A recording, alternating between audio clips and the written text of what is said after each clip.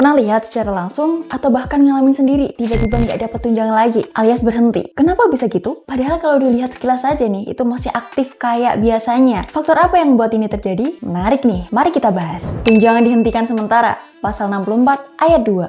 Kalau kita jujur melihat kondisi di lapangan nih, banyak kasus tunjangan dosen dihentikan bukan karena rekan dosen tidak bekerja, justru sebaliknya. Mereka tetap mengajar, tetap membimbing, bahkan tetap aktif di kampus. Tapi ada satu hal yang sering tidak disadari. Apa yang dikerjakan tidak selalu terbaca oleh sistem. Dalam Permendikti-Saintek nomor 52 tahun 2025, khususnya pasal 64 ayat 2, dijelaskan kalau penghentian tunjangan bisa terjadi secara otomatis jika indikator kinerja tidak terpenuhi secara sistemik. Dan disinilah letak jebakan yang sering nggak terlihat nih rekan dosen. Jebakan 1, BKD kurang dari 12 SKS per semester. Secara aturannya aja, kalau rata-rata BKD dalam 2 semester terakhir aja kurang dari 12 SKS, makanya tunjangan bakal otomatis diberhentikan. Padahal nih ya, di lapangan, banyak dari rekan dosen itu ngerasa udah memenuhi syaratnya. Ngajar kelas reguler, ngisi pembelajaran dari PJJ, terlibat dalam aktivitas akademik lain. Tapi, masalahnya tuh sering ada di nggak semua aktivitas diinput atau tervalidasi di sister yang akhirnya secara sistem dianggap kurang dari 12 SKS. Strategi amannya nih, bisa minimal 10 SKS tatap muka, tambahan 2 SKS dari PJJ atau aktivitas lain yang terverifikasi dan pastinya semua kecatat dan tervalidasi. Bukan cuma dilakuin aja nih. Jebakan 2, IKD 0 karena nggak ada riset. Di sistem baru, penelitian bukan lagi pelengkap ya rekan dosen. Ini jadi syarat utama dalam ngejaga tunjangan tetap aktif. Masalah yang sering terjadi itu ada lektor nggak punya publikasi minimal di Scopus Q4, lektor kepala nggak memenuhi target contohnya di Scopus Q3, akibatnya IKD itu jadi 0 di aspek penelitiannya. Dan waktu IKD-nya 0, sistem ngebaca kinerja nggak memenuhi standar. Nah, solusi realistis yang bisa dilakuin itu minimal 1 publikasi Sinta 4 per tahunnya sebagai baseline-nya. Ngebangun ritme riset, bukan cuma nunggu waktu luang aja nih dan integrasikan penelitian ke dalam SKP, bukan ke aktivitas terpisah. Jebakan 3, jabatan struktural nggak dilaporkan. Mungkin ini terjadi di beberapa rekan dosen di luar sana ya yang ngejabat sebagai pejabat kampus, yaitu dekan, kaprodi, atau ketua unit, di mana peranan ini justru ngerasa aman karena ada dispensasi beban kerja. Emang bener nih, ada pengurangan sekitar 3 SKS, tapi yang sering dilupain itu justru laporan kinerja tetap wajib, bahkan lebih ketat. Nah, di update terbaru berbasis Kemendikti-Saintek nomor 39/2026, itu laporan ada harus dilakuin secara berkala, bahkan bulanan lewat sister, dan harus sinkron dengan SKP triwulan. Kalau nggak dilaporin ya, sistemnya bakal nganggep tidak bekerja sama dengan tunjangan bisa diberhentikan sementara.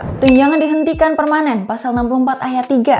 Kalau di tahap sebelumnya masih bisa diperbaiki, maka di tahap ini sifatnya sudah final. Tunjangan dihentikan bukan karena kesalahan teknis nih, tapi karena kondisi yang memang membuat dosen tidak lagi memenuhi syarat sebagai penerima. Dalam Permendikti-Saintek nomor 52 tahun 2025 pasal 64 ayat 3, ada beberapa kondisi yang secara otomatis menghentikan tunjangan secara permanen. Kondisi meninggal dunia, ini lebih sifatnya otomatis ya, dan administratif. Contohnya, tunjangan berhenti sejak tanggal wafatnya dan nggak bisa diklaim atau dilanjutkan oleh keluarganya. Kondisi pengunduran diri atau resign. Banyak yang belum paham nih, kalau sertifikat dosen atau serdos itu masih tetap berlaku, tapi tunjangan langsung dihentikan. Untuk rekan dosen non-ASN, kalau pindah institusi, tunjangan bisa diaktifin kembali dan syaratnya nih harus lewat proses update di PD Dikti dan verifikasi ulang. Kondisi pensiun. Emang ketentuan umurnya gimana nih? Batas usia di sini jadi penentu ya rekan dosen. Mulai dari lektor dan lektor kepala aja dulu untuk pensiunannya di usia 65 tahun. Sementara untuk profesor sendiri itu di usia 70 tahun. Menariknya lagi nih, tunjangan profesi berhenti waktu pensiun. Tapi buat profesor, tunjangan kehormatan bisa tetap diberikan dengan syarat tertentu. Ini menunjukkan kalau sistem tetap ngasih penghargaan tapi dengan batas usia yang jelas.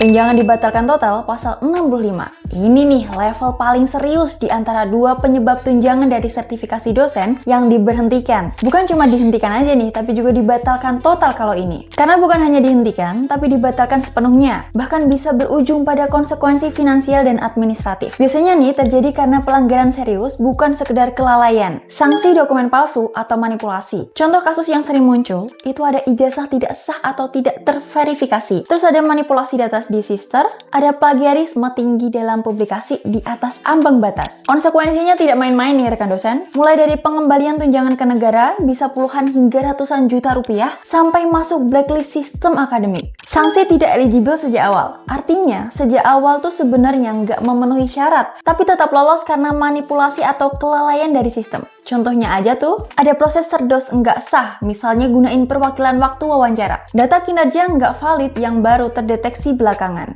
Dalam beberapa kasus terbaru, evaluasi ulang gunain tools kayak Turnitin atau audit IKD. Kalau terbukti bermasalah nih, maka tunjangan dibatalin secara retroaktif atau bahkan sampai 2 tahun ke belakang. Artinya, bukan cuma berhenti ke depan, tapi juga harus ngembaliin yang udah diterima. Kalau kita lihat sama-sama nih, lebih dalam lagi, penyebab tunjangan dihentikan itu bukan karena rekan dosen nggak bekerja, tapi ya karena apa yang dikerjakan nggak sesuai, nggak tercatat, atau nggak valid dalam sistem. Dan di era sekarang nih, kesalahan kecil seperti lupa input, telat tunggah, atau tidak sinkron SKP bisa berdampak jauh lebih besar dari yang dibayangkan. Kalau video ini bermanfaat, jangan lupa klik subscribe dan share ke rekan dosen lainnya. Like dan komen di bawah ini apa yang perlu kita kulik lagi seputar karir dan akademik dosen.